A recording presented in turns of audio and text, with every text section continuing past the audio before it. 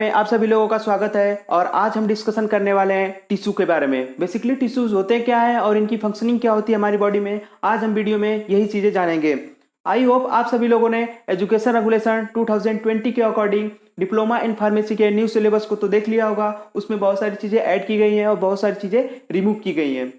और सबसे अच्छी बात इस सिलेबस की ये है कि इसको सिस्टमेटिक कर दिया गया है। सिस्टमेटिक होने से ये होता है कि वो हमारी स्टडी में आसानी हो जाती है। अगर हम स्टडी करते हैं, कोई भी चीज़ सिस्टमेटिक होती है तो स्टडी करने में आसानी हो जाती है। तो आइए हम आज की इस वीडियो को स्टार्ट करते हैं। टिश्यू जो कि ह्यूमन एनाटॉमी एंड फिजियोलॉजी का चैप्टर नंबर 3 है। इसके पहले चैप्टर नंबर 1 था जिसमें scope of anatomy and physiology था, और उसके बाद चैप्टर नंबर 2 सेल के बारे में डिस्कशन था। अब ये चैप्टर नंबर 3 है, टिश्यूज के बारे में है, जिसको हमने 3 लेक्चर्स में डिवाइड कर रखा है। आज इसका पहला लेक्चर है टिश्यूज के बारे में। तो चलिए हम वीडियो स्टार्ट करते हैं टिश्यू के बारे में। बेसिकली टिश्यू होता क्या है। सबसे पहले इंट्रोडक्शन ऑफ टिश्यू, यानी इंट्रोडक्शन ऑफ टिश्यू में सबसे पहला पॉइंट पढ़ेंगे हम। Study of tissue is called histology, यानी कि टिश्यू की स्टडी को हम क्या बोलते हैं, हिस्टोलॉजी। जैसे सेल होता है, सेल बायोलॉजी में सेल की स्टडी को क्या साइटोलॉजी बोलते हैं, साइटोलॉजी बोलते हैं। उसी प्रकार से study of tissue is called histology. The world histology was given by mayor 1891। जो टर्म हिस्टोलॉजी है, हिस्टोलॉजी यानी टिश्यू की स्टडी को बोलते हैं हिस्टोलॉजी। और हिस्टोलॉजी टर्म को सबसे पहले किसने दिया था, तो साइंटिस्ट आए थे मेयर साहब, जिन्होंने 1891 में दिया था इस टर्म को। Next, father of histology is Marcello Malpighi. The term tissue was coined by the Bichat. ठीक है, ये चारों चीज जो हमने डिस्कस की है ये बहुत ही एग्जाम के पॉइंट ऑफ व्यू से बहुत ज्यादा इंपॉर्टेंट है, क्योंकि एमसीक्यू में बहुत बार इस क्वेश्चन को पूछ लिया जाता है, डायरेक्टली इस क्वेश्चन को पूछ लिया जाता है। तो एक बार आइए हम इसको रिवाइज करते हैं। Study of tissue is called histology, यानी कि टिश्यू की स्टडी को हम बोलते हैं हिस्टोलॉजी। और हिस्टोलॉजी टर्म सबसे पहले किसने दिया था, तो साइंटिस्ट आए थे मेयर साहब, 1891 में दिया था। इसके बाद father of histology is Marcello Malpighi साहब थे।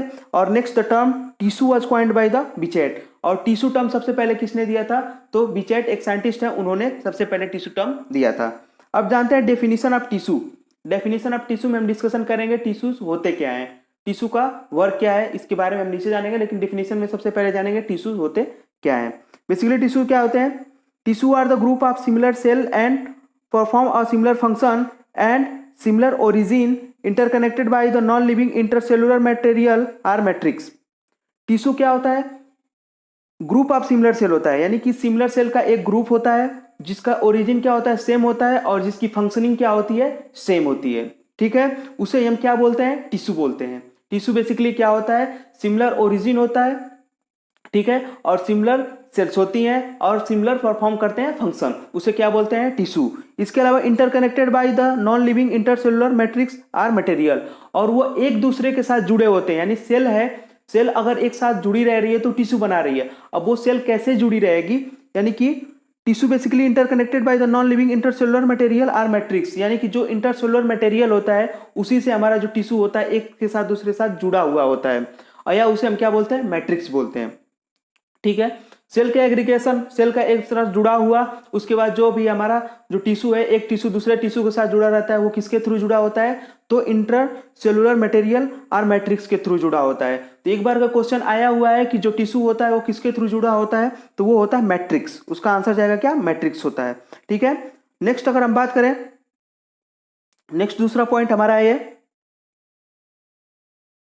cell is the structure and function unit of the body and group of cell which is similar in origin, structure and function called tissues। Basically उसी बात को फिर बोला गया है कि सेल द स्ट्रक्चर, इसको दूसरे लैंग्वेज को थोड़ी मॉडिफाई कर दिया, ध्यान से समझिएगा। Cell is the structure and functional unit of life, ये तो आप जानते ही हैं। Body and group of the cell which is the similar in origin, structure and function of the cell sorry called tissues, यानी कि अगर सिमिलर ओरिजिन हो, सिमिलर फंक्शन हो और सिमिलर शेप हो तो उसे क्या बोलेंगे हम, बेसिकली टिश्यू बोलेंगे। ये हो गया introduction of tissue. Tissue basically क्या होगा, आप लोगों को समझ में आ गया। चलिए एग्जांपल से समझते हैं टिश्यू होता क्या है। बेसिकली आप सभी लोगों ने गुलाब जामुन खाया होगा। गुलाब जामुन में बेसिकली क्या होता है, यानी कि गुलाब जामुन का एक पीस होता है, उसमें याद रखिए गुलाब जामुन के बहुत सारे पीसेज होते हैं और चाशनी होती है। चाशनी के अंदर गुलाब जामुन को डाल दिया जाता है। ठीक है, अब क्या होता है, अब ये जो गुलाब जामुन का जो पूरी लेयर हुई उसे क्या बोलेंगे हम, एक साथ जुड़ी हुई। अगर एक गुलाब जामुन के पीस को उठाएं तो वो क्या होगी, बेसिकली सेल होगी। ठीक है। अगर वो पूरा एग्रीगेशन अगर देखें तो क्या हो जाएगा, टिश्यू हो जाएगा। आप लोगों को अच्छे समझो, आप सभी लोगों ने देखा होगा गुलाब जामुन। तो इसी प्रकार से होता है, जो सेल का एग्रीगेशन होता है उसे क्या बोलते हैं, टिश्यू बोलते हैं। उसी प्रकार जो गुलाब जामुन का एग्रीगेशन हुआ है, यानी जो जो पीस का एग्रीगेशन हुआ है एक साथ, उसे क्या बोलेंगे हम, टिश्यू बोलेंगे। और जो चाशनी है उसे क्या बोलेंगे हम, इंटरसेलुलर मटेरियल, या उसको क्या बोलेंगे हम, मैट्रिक्स बोलते हैं।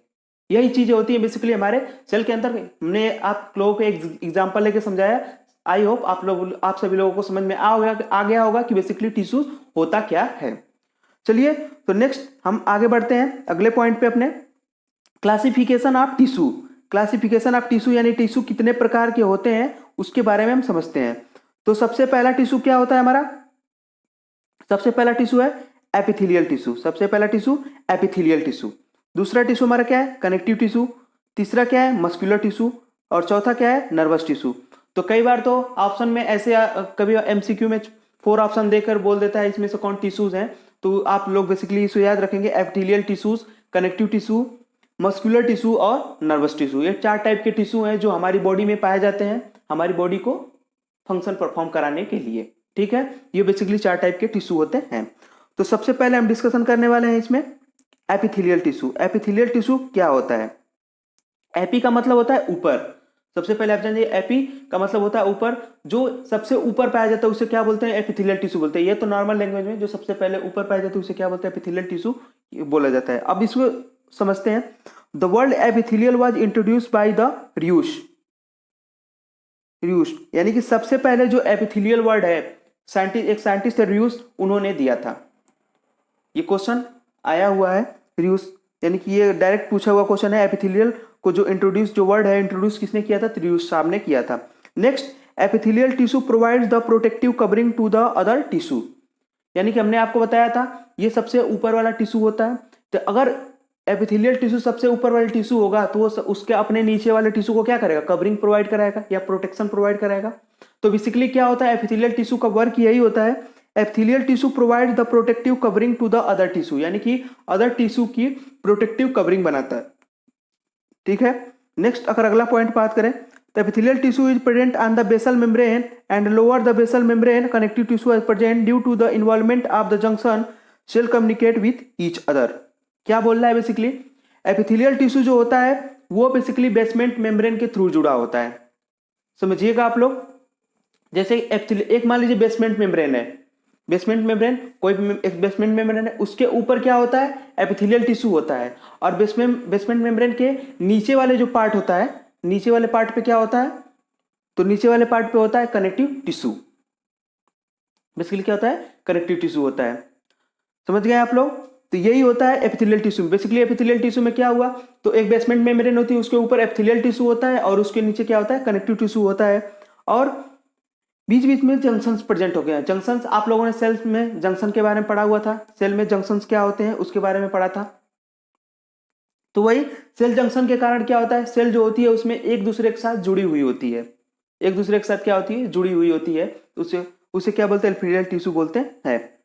नेक्स्ट अगर बात करें हम, epithelial tissue classified in 2 types. Epithelial tissue कितने टाइप में डिवाइड किया गया है, तो एपिथेलियल टिश्यू को बेसिकली 2 डिवीजन में बांटा गया है। एक होता है सिंपल एपिथेलियल टिश्यू और एक होता है कंपाउंड एपिथेलियल टिश्यू।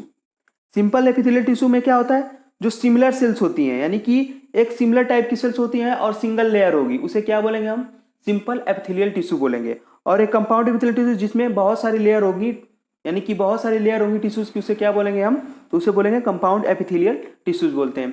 अभी हमने एग्जांपल लिया था किसका, गुलाब जामुन का। अगर गुलाब जामुन की एक लेयर पड़ी हुई है चाशनी के ऊपर तो उसे क्या बोलेंगे हम, सिंपल।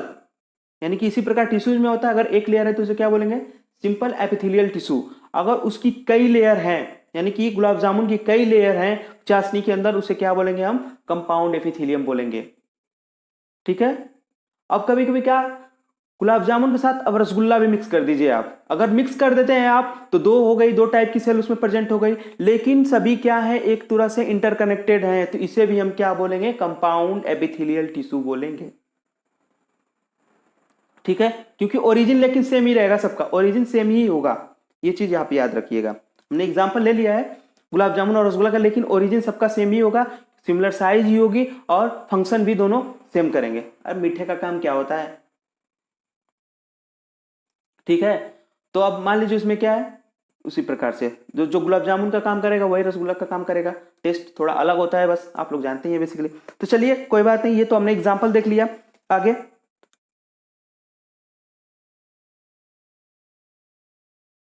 हाँ ये कर लो पहले। सारी लेयर अगर टिश्यूज की है उसे क्या बोलेंगे हम, कंपाउंड एपिथेलियल बोलेंगे, ठीक है। सबसे पहले हम बात करेंगे ट्रांजिशन एपिथेलियल। ट्रांजिशन एपिथेलियम, सबसे पहला क्या, transition epithelium. It consist 3 to 4 layer of the cell. These are known as transition because it nature is the migrating from the simple to stratified epithelium cell. यानी क्या होता है, ये 3 to 4 layer of the cell पाई जाती है। यानी कि इसमें जो लेयर होती है, आपने अभी आप लोगों को बताया कि जो कंपाउंड एपिथेलियल होती है वो कई लेयर्स में बटी हुई होती है। अब कई लेयर्स में है तो उसमें कितना 3 to 4 लेयर्स होती है सेल की, तो उसे ट्रांजिशनल एपिथेलियम बोलते हैं। Because the nature of migrating simple to the stratified epithelial cell, क्योंकि वो क्या होता है, सिंपल से स्ट्रेटिफाइड होता रहता है, यानी कि कंपाउंड से सिंपल होता रहता है, इसलिए उसको क्या बोलते हैं हम, ट्रांजिशनल एपिथेलियम बोलते हैं, ठीक है। नेक्स्ट अगर बात करें पॉइंट में, they are found in the pelvis of the kidney, ureter, urinary bladder, urethra etc। यानी कि ये कहाँ कहाँ पाया जाता है, तो किडनी के जो किडनी के में जो क्या होता है, एक पेल्विस रीजन होता है, एक पेल्विस रीजन होता है, उसमें पाया जाता है कौन, ये ट्रांजिशनल एपिथेलियम। इसके अलावा यूरेटर्स में पाया जाता है, यूरिनरी ब्लैडर में पाया जाता है और यूरेथ्रा में पाया जाता है। They are helpful in the protection of the organ, और ऑर्गन को प्रोटेक्ट करने का काम भी कौन करता है, ट्रांजिशनल एपिथेलियम ही करता है। नेक्स्ट अगर बात करें, these also prevent the reabsorption of the excretory material back to the system. यानी कि जो हमारा सिस्टम होता है उसमें क्या होता है, रीअब्जॉर्प्शन प्रोसेस भी होता है, जैसा कि आप पढ़ेंगे आगे जब यूरिनरी सिस्टम पढ़ा जाएगा तो उसमें रीअब्जॉर्प्शन का प्रोसेस होता है, उसमें भी ट्रांजिशनल एपिथेलियम का बहुत ज्यादा ही हेल्प होता है। यूरिनरी ब्लैडर में ट्रांजिशनल एपिथेलियम का बहुत ज्यादा रोल होता है, क्योंकि वो वहां पे क्या होता है, स्ट्रेचिंग में हेल्प करता है। जब स्ट्रेचिंग हमारे यूरिनरी ब्लैडर में होती है तभी जो होता है नर्व को सप्लाई जाती है और इसी के अकॉर्डिंग जो हमारा मैच्योरेशन होता है वो प्रोसेस होता है, ठीक है। तो ये हो जाए ट्रांजिशनल एपिथेलियम। नेक्स्ट अगर बात करें, stratified squamous cornified epithelium. It consist of the many layer of the squamous epithelial cell modified into keratinized cell due to the deposition of keratin. इसमें क्या होता है, ये भी बहुत सारी लेयर की बनी होती है, मेनी लेयर्स का बना होता है इसमें भी, और modified keratinized cell and deposition of the keratin. इसमें क्या होता है, केराटिनाइज्ड सेल का डिपोजिशन होने लगता है, इस टिश्यू पे केराटिनाइज्ड सेल का डिपोजिशन होने लगता है, और उसमें कौन सा सबस्टेंस होता है, तो वो होता है केराटिन। वो क्या होता है, केराटिन एक हार्ड सबस्टेंस होता है, उसी का डिपोजिशन होने लगता है, ठीक है। They are found in the skin, nails and palm. कहाँ कहाँ पाया जाता है ये, तो इसका रीजन बेसिकली क्या है, they are found in the skin, nail and palm. Skin, nail and palm में पाया जाता है। These provide the protection against the atmosphere and the mechanical pressure and injury etc, ठीक है।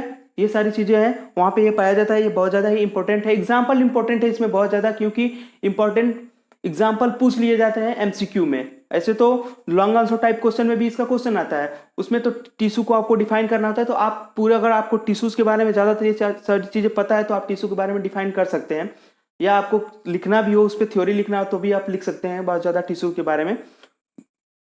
नेक्स्ट आगे बढ़ते हैं, stratified squamous non cornified epithelium. Non cornified भी बोल सकते हैं इसको, या नॉन केराटिनाइज्ड भी बोलते हैं, या केराटिनाइज्ड, यानी कि कॉर्निफाइड का मतलब केराटिनाइज्ड, नॉन कॉर्निफाइड यानी कि नॉन केराटिनाइज्ड, और कॉर्निफाइड का मतलब केराटिनाइज्ड। दोनों वर्ड क्या है, सेम ही है, कोई दिक्कत नहीं है इसमें। They are the similar in structure as stratified squamous cornified epithelium except they do not contain the keratinized cell.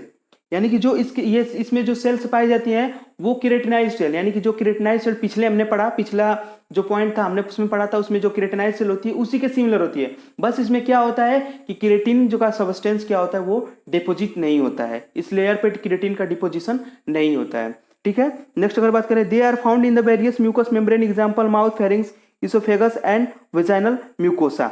यानी कि इसका जो कहाँ कहाँ पाया जाता है, तो वो माउथ में पाया जाता है, हमारे माउथ में पाया जाएगा, फेरिंग्स में पाया जाएगा, इसोफेगस में पाया जाएगा, एंड वेजाइनल म्यूकोसा में भी यही पाया जाता है। नेक्स्ट अगर बात करें, this cell also provide protection and helpful in the secretion of mucus. और ये जो इनकी जो सेल्स होती है वो भी प्रोटेक्शन प्रोवाइड कराती तो कराती है, इसके अलावा म्यूकस का भी सिक्रिएशन करती है। म्यूकस का सिक्रिएशन बहुत ज्यादा ही इंपॉर्टेंट होता है हमारे लिए, ठीक है। तो ये म्यूकस का सिक्रिएशन भी कराती है, कौन, stratified squamous non cornified epithelium, ठीक।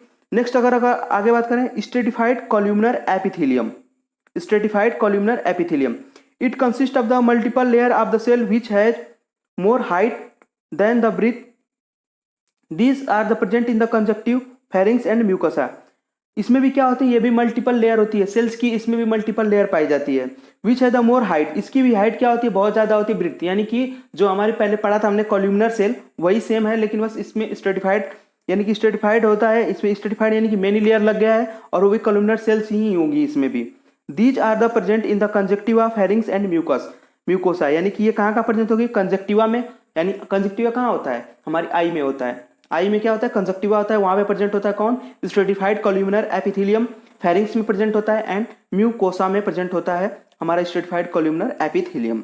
These are helpful protection and secretion of the various substances, और ये हेल्प करता है प्रोटेक्शन यानी प्रोटेक्शन और secretion of the various substances, various substance को सिक्रिएट करने के लिए और उसको हेल्पफुल बनाने के लिए कौन होता है, तो स्ट्रेटिफाइड कॉल्यूमनर एपिथेलियम होता है। तो ये था कंप्लीट हमारा इंट्रोडक्शन के बारे में। इंट्रोडक्शन था, इंट्रोडक्शन था किसका, टिश्यूज का, टिश्यूज के पार्ट यानी एपिथेलियल टिश्यूज का, ठीक है। इसके बाद